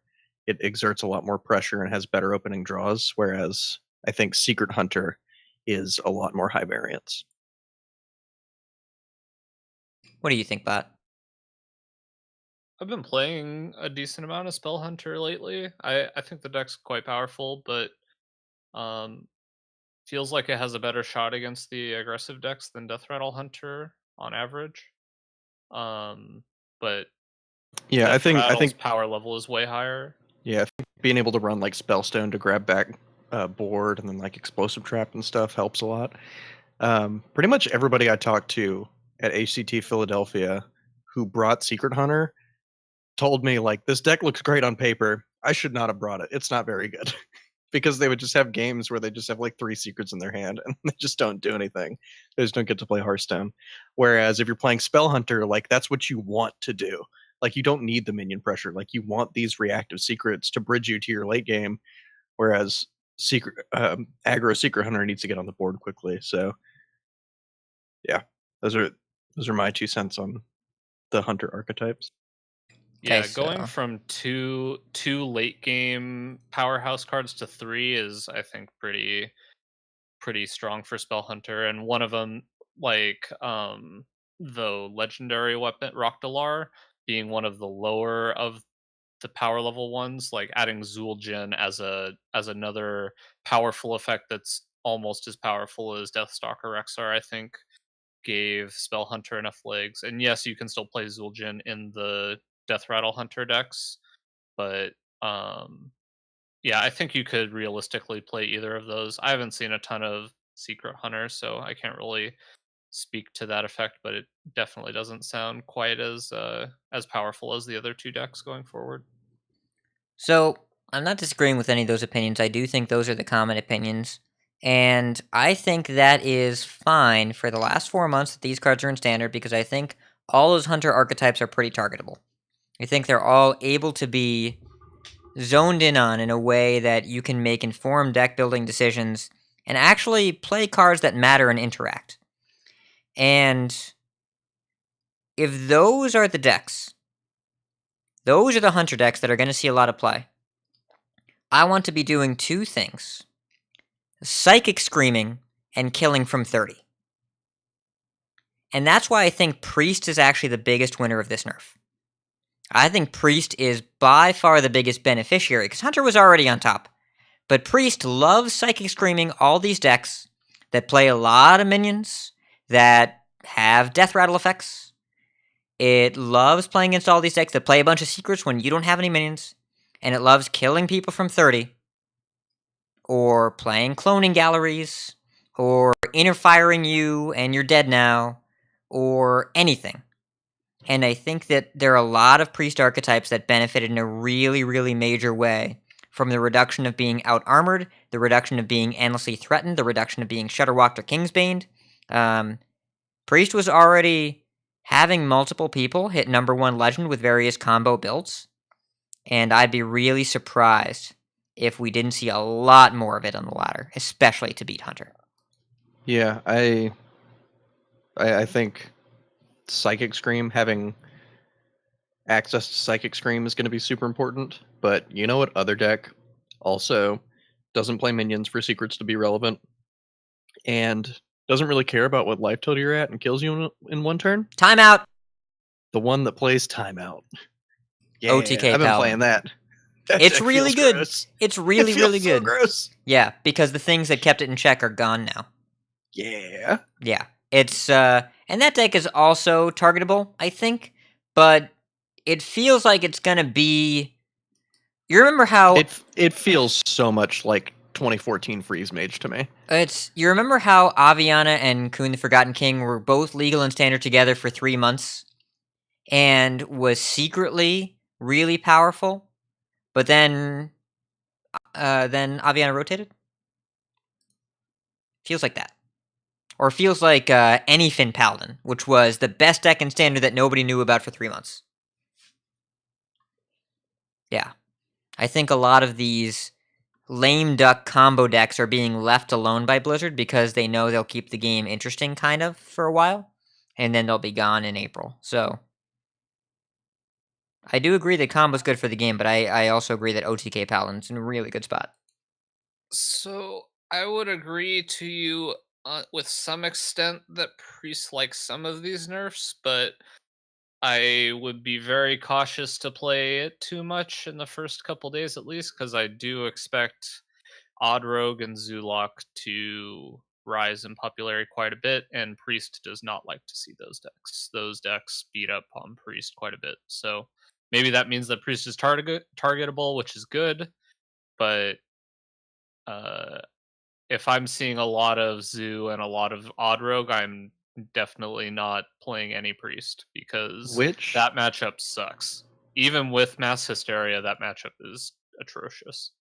But what you just said, Odd Rogue and Zoo, that also adds more texture to the format because Right. Spreading Plague, if it's not exerting a ton of pressure on the format, opens up a lot of archetype viability. And because aggro decks are going to get better, Odd Warrior can come back because it Yep. farms Odd Rogue and does really well against Zoo. And then because that's coming back, then you can play combo decks. And then you can play control decks to beat the aggro decks as well. And they lose to combo, but then you can beat mid range. Like, because Druid's getting the nerf and Spreading Plague doesn't invalidate an entire strategy, like now we can finally have a healthy, diverse format in terms of multiple different decks of multiple different deck styles seeing play. At least that's my prediction for the format. Yeah, I really think that I hope that aggro can come back in a big way. My biggest concern actually with aggro, I've been thinking about this a lot, is the keyword rush becoming a thing. I think that coupled with obviously the pressure that Spreading Plague exerted, but I feel like rush is such a defensive mechanic for the most part that that is causing a lot of the issues that aggro has been having. So I'll be interested to see how these nerfs are actually, if we don't see a large rise in aggressive decks, then I feel like it's going to be kept held down by rush cards. But that could be an incorrect assumption. But it really feels like ever since Rush was introduced, the aggressive decks have struggled to generate a board presence that can kill your opponent. Ziliax is a hell of a card against aggro. Yeah, well, I would also say, or like, kind of point out that since Shaw has been released, Spreading Plague has been legal, so it also helps to move them out of the format. But I agree, Rush is just naturally very good against aggressive decks. But I'm glad not more Rush minions see play. We pretty much have like Shaw and Ziliax for the most part right now. I think are really the only two that see significant play. So if that's the case, like you'll have to fight through them, and it's not going to feel great. But I mean, it's kind of like having to fight through like old sludge belchers or something. Like they put something problematic in the way, and then you have to deal with it, and then kind of formulate a game plan from there. And I think that's like an interesting skill that players will have to have when playing aggro against these minions. So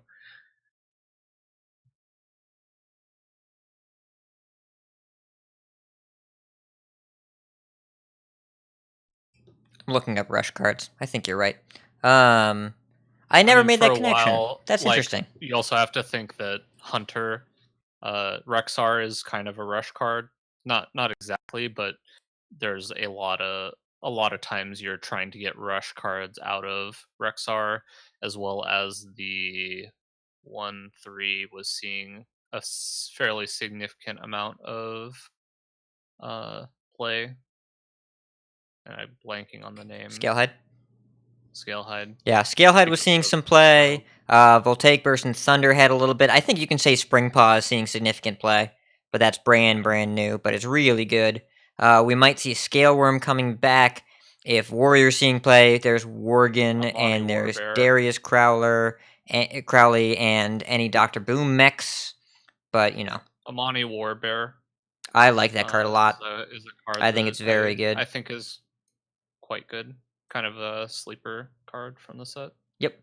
And yeah, I had never made that connection. That's interesting, but you're right that it is inherently anti-minion because it's either relevant against minions or not relevant at all.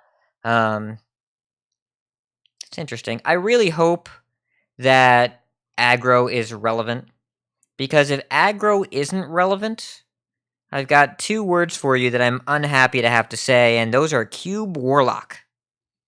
Oh, I was gonna say Mech Cthulhu. Oh.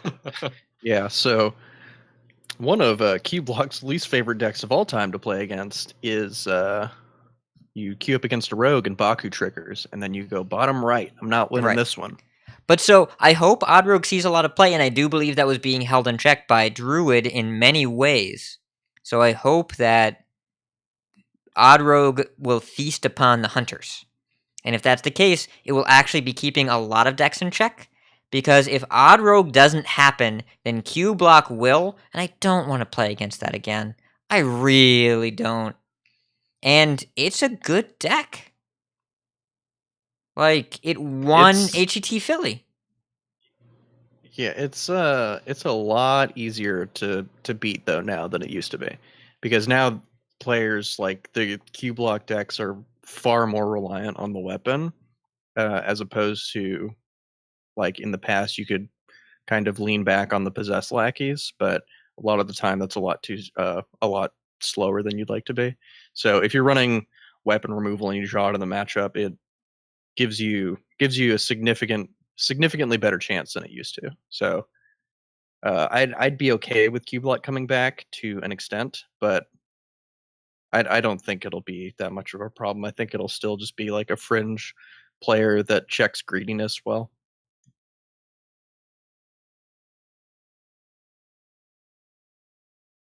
Yeah, I mean it's just these are just a lot of changes. It's going to take a while to see how the format warps out, but really just the changes look great. Regardless of how good they're actually going to be for the format, these are all changes where I just look and smile because I'm just happy that these are the changes they decided to go with, because I feel like they can make a positive impact on the meta and at least get people interested, more happy to play again. You guys, can I play like 40 hours of ladder? Can I play ladder for 40 hours? Yes, you can go back to old hat. Ladder. I'm at rank 9, 8. Yeah. I want to play ladder. Welcome back to Legend this season, because Lord knows it seems like you're going to be playing Hold that on. much ladder. Playing a lot and winning a lot are really not the same thing, and I've been getting a lot of C game practice in, if you know what I mean. My C game is well honed. So, I'm prepared to make a play very quickly, pass the turn, and then say, well, I only lose if they have this card, and then they play it. Well, actually, to wrap up this section, why don't we all go over what deck we're planning on playing for the next little bit? For me, I think I'm gonna keep playing Tempo Rogue. I'm really enjoying that, and when I stop drawing Keleseth, I might find something else to play. But until I stop drawing Keleseth, I'm gonna keep Spirit of the Shark, and then play an Elven Minstrel with combo, and just Yeah, somebody did that to me earlier this morning for the first time ever against me, and they did Spirit of the Shark, and then they went Backstab, Elven Minstrel, Firefly, and I'm like, oh no, I'm dead. This is way too much stuff. I played a Spirit of the Shark and then played Firefly, Elven Minstrel the next turn and overdrew the turn after that. Yeah, you just don't need Sprint when you have Elven Minstrel. That was a lot of cards. Appa, what do you want to play now that the nerfs are live? And I know you wanted to stream today, but had other stuff to do, and I'm excited to check out your stream. Well, like PlanetHunter in chat, I'm actually going to be playing a bit of APM Priest off stream because I am completely horrendous at the deck and want to learn it. And I'm going to be playing Even Shaman because that deck feels really strong right now. It's bad against Odd Rogue, but good against most other things. Mechathune Priest is fun. OTK Paladin feels really good. Probably try out some Tempo Rogue, and then maybe Big Spell Mage. I don't know. I'm just gonna like make a deck roulette and just spin it at the start of every game because there's so many decks I want to play right now.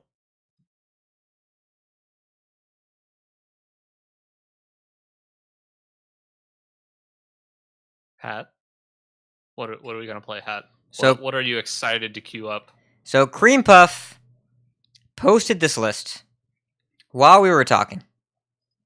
And it looks like it's trying to do all the evil things. And at a certain point, like, 2 wrongs don't make a right, but once you get to like 4 or 5 wrongs, you start to think about it being right. And we're full wrong here because the title is Hooktusk Cube Rogue. And there's you Shiny Finder the Necrium Blades. And you got the 2 Cold Bloods. Right? Your early drops are Backstab, Cold Blood, Firefly, Shiny Finder. Into Devil's Store Egg, Necrium Blade, Southsea Captain. You got 2 Ticket Scalpers. You got 2 Cubes. You got Necrium Vials. You got Vile Spines. You got Cursed Castaways. You got Mechanical Whelps. And you got Captain Hooktusk. Oh, yes. This is happening. We are Hooktusk Cube Rogue. And now, I also listened to Velen's Chosen recently, and they talked about OTK Paladin, and Watchman is currently on a tear with it, and I really look forward to abusing that for a little while and then feeling bad about myself for doing that to people for the 4 months it's in Standard. And, I don't know, man. I want to play some Priest. I want to play a good amount of Priest. I want to play Topsy-Turvy on a Nightscale Matriarch and kill people. That's what I want to do. Because, don't know if you know this. I like big butts and I cannot lie. What can I say? What is happening in this deck list? Now I'm so distracted. I posted in the lot. show What notes. is- Get what in is there. Get creating- in. I see it. Oh man. Okay. Well, Wicked Good would be proud of me because when I'm playing Priest, I'm playing Archbishop Benedictus, and then a few turns later playing Princess Talanji, and all of the things go into play.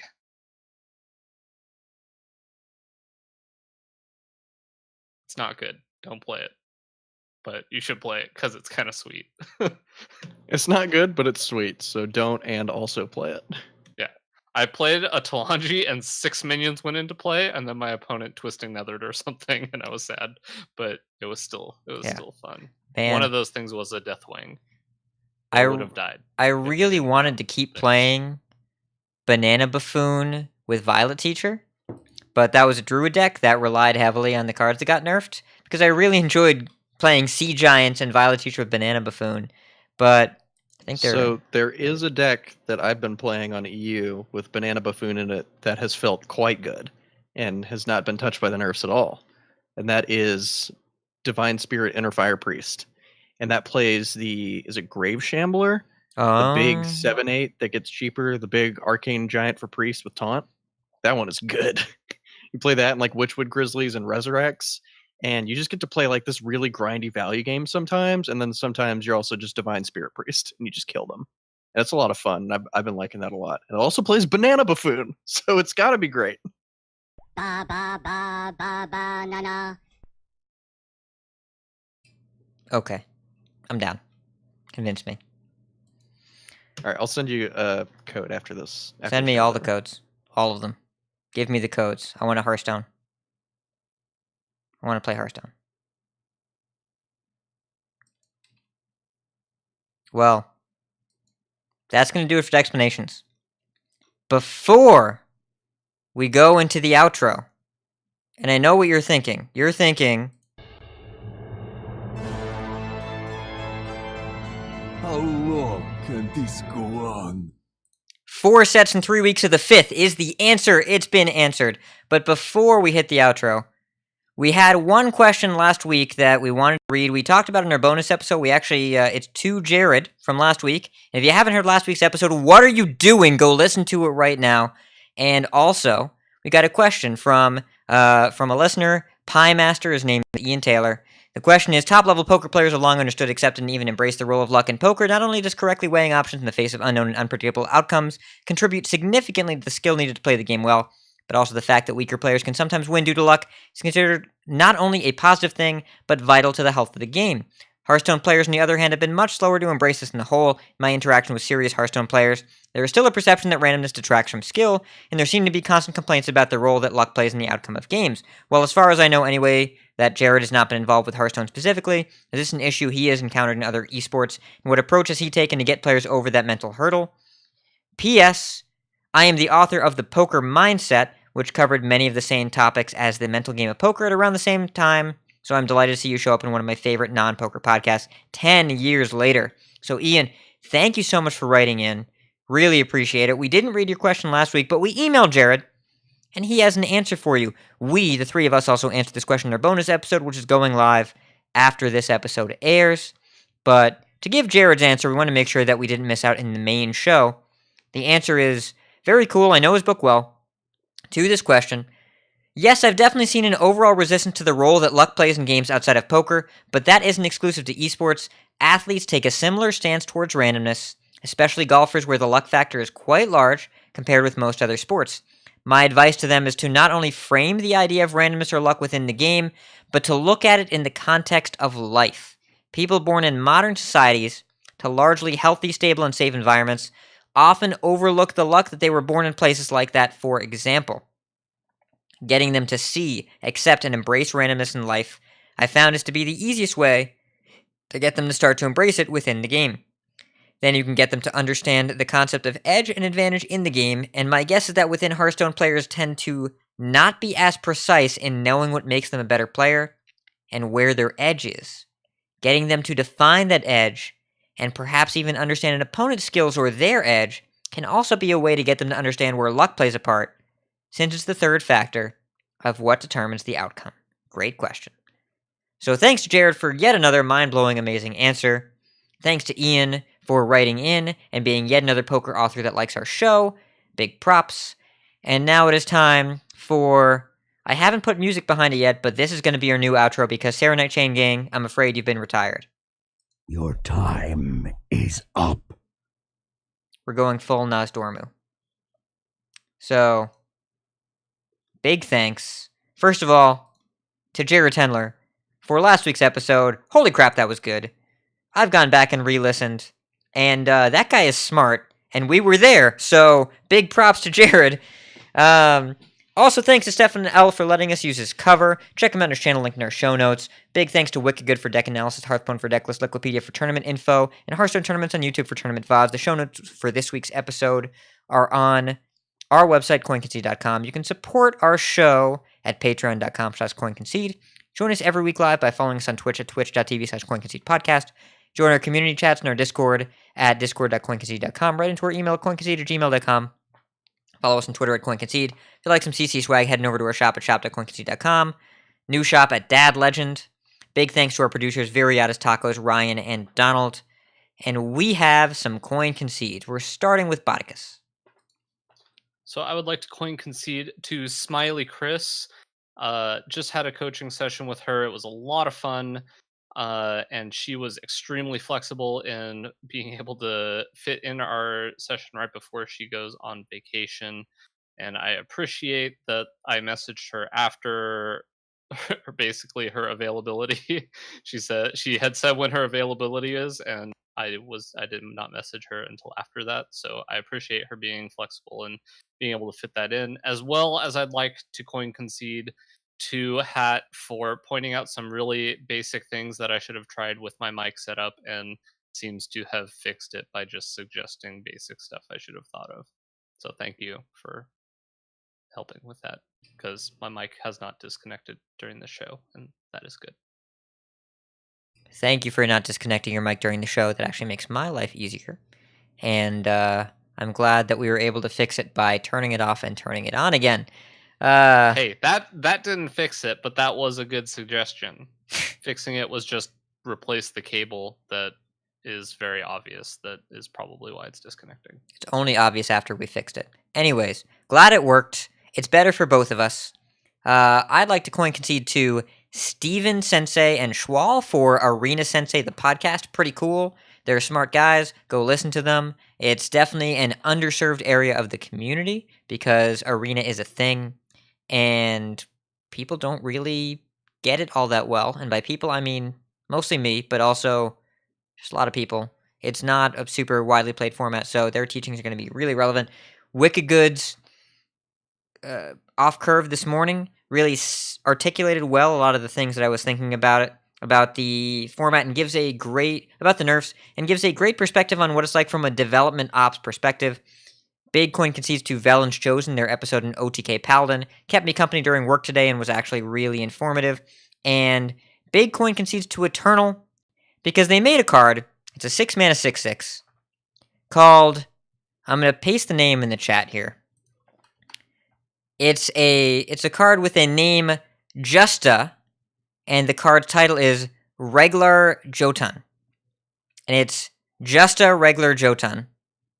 And it's a 6-mana 6/6 Yeti Giant, and when it dies, 3 Yetis happen, a 1/1, a 2/2, and a 3/3. And the art is 3 Yetis standing on each other's shoulders in a big overcoat. Justa Regular Jotun. Big props to Eternal, because that's amazing. Appa? So I'm going to coin concede to Hearthstone for doing the thing. For finally doing the thing. For ripping off the Band-Aid and nerfing what they needed to. And I'm also going to give a coin concede, I guess, to a guy who is really good at Arena. His name is Tachi. His Twitch handle is jtachikoma, and I'm actually posting that in chat. This is mostly for Steven Sensei and Schwal. If they'd ever like to have a guest on their Arena podcast, this dude is an animal. He's constantly in the top 100 on the Arena leaderboards every month, and he also writes the Arena scripts for the Tempest Storm Hearthstone YouTube channel. And he's very, very smart and very good at the game. So if you're looking for somebody, I would suggest get in contact with him on Twitter, because he's a cool dude. You guys, I messed up. I'd like to backtrack about 45 minutes when I should have said wild growth. More like mild growth, am I right? And the show had. So, Botticus, where can people find you? I'm on Twitter at BotticusHS. Appa? I'm on Twitter at Appa_HS and on Twitch at twitch.tv/AppaHS. I promise I'm streaming tomorrow. Was supposed to stream today, and then I got handed a last-minute project by Gallo to write for the YouTube page, and I did that for 9 hours today when I thought I was going to be streaming instead. So, yeah. So you can follow me on Twitch, and I'll be streaming tomorrow, and I might actually stream a bit at my parents' house as well, because I'll probably bring my laptop. So probably stream over holiday break as well. And you can find me on Twitter at RidiculousHat or on Discord at RidiculousHat, wherever Hearthstone is discussed. And that's going to be our show today. So, thank you so much for listening. Very exciting time. Keep calm, and I want to play just so much Hearthstone. And coin concede. Coin concede. Coin concede.